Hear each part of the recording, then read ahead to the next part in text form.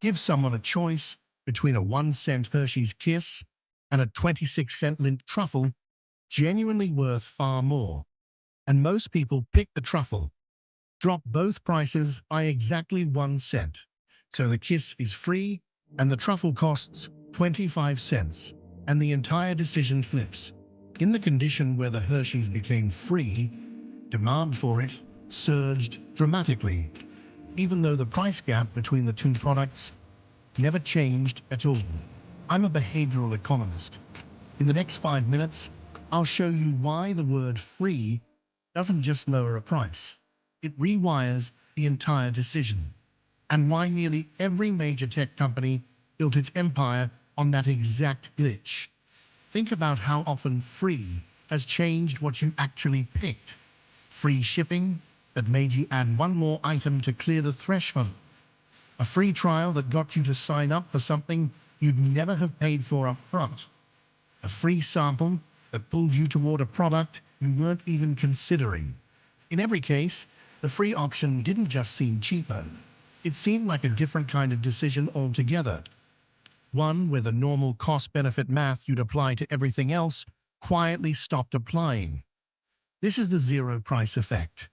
And the clearest demonstration of it comes from the behavioral economist Dan Ariely, working with researchers Christina Champagnier and Nina Mazar. In their study, participants chose between a Hershey's Kiss and a Ferrero Rocher or Lindt truffle under different pricing conditions. When the cheaper chocolate's price dropped from 1 cent to zero, demand for it spiked dramatically, far beyond what a simple 1 cent reduction should produce. The researchers concluded that pricing a good as free doesn't just lower its cost in the customer's mind, it appears to add to the product's perceived benefit as well. A price of 1 cent, however small, still asks your brain to run a cost-benefit calculation. Is this worth even a fraction of a cent to me? A price of zero skips that calculation entirely. There is no loss to weigh against the gain. So the decision stops feeling like an economic trade-off and starts feeling like a pure, frictionless win, which is precisely why free can outperform a price that is, in strict economic terms, almost identical. This single mechanism is the foundation of the modern technology industry's entire business model. A search engine, a social network, an email client, a Maps app, all free, all engineered to trigger exactly the demand surge aerially measured in his chocolate experiment, except at a billion-user scale instead of a campus cafeteria. The cost-benefit calculation that might otherwise make someone hesitate: is my data, my attention, my time worth this? Never gets triggered because there's no price tag prompting the comparison in the first place. Freemium software follows the identical playbook deliberately. A free tier engineered to feel like a complete, generous offering, removing any hesitation at the moment of sign-up, with the real monetization happening later, once habit and switching costs have quietly taken over.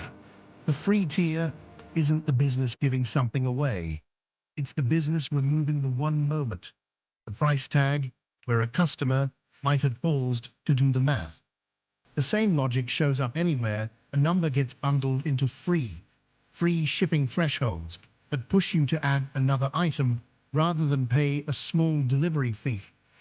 Buy one, get one free offers that outperform an equivalent 50% off framing, despite being mathematically identical. And free trials precisely calibrated to end, right around the point you've built enough habit or stored enough data that canceling feels like a loss, not a relief. The fix is simple, even if it feels unnatural. Treat free as a price like any other, and ask the same question you'd ask of a $5 item.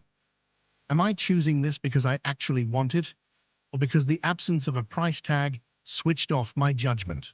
Free is not the absence of a cost.